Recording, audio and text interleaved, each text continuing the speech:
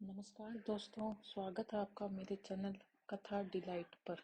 आज हम श्री हनुमान मंगलवार व्रत कथा के बारे में सुनेंगे। तो चलिए स्टार्ट करते हैं।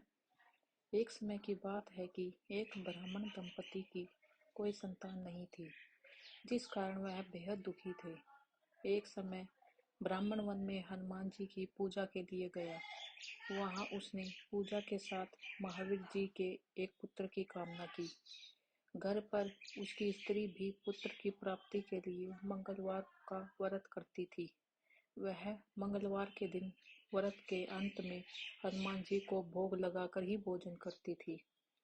एक बार व्रत के दिन ब्राह्मणी ना भोजन बना पाई, ना ही हनुमान जी को भोग लगा सकी।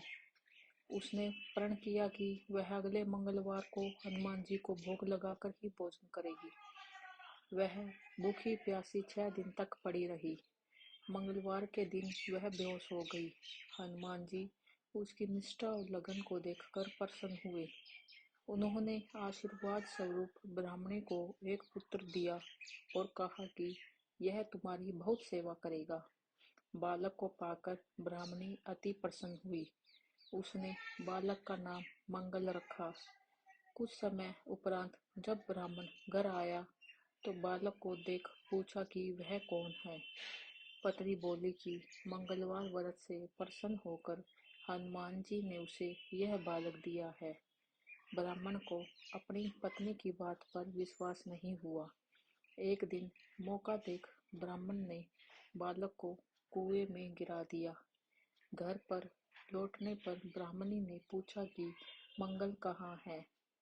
तभी पीछे से मंगल मुस्कुराकर आ गया।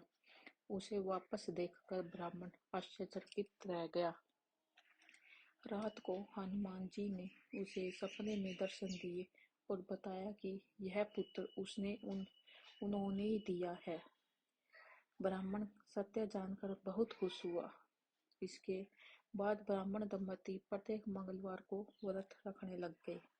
जो मनुष्य मंगलवार व्रत कथा को पढ़ता या सुनता है और नियम से व्रत रखता है, उसे हनुमान जी कृपा से सब कष्ट दूर होकर सब सुख प्राप्त होता है और हनुमान जी की दया के पात्र बनते हैं। धन्यवाद।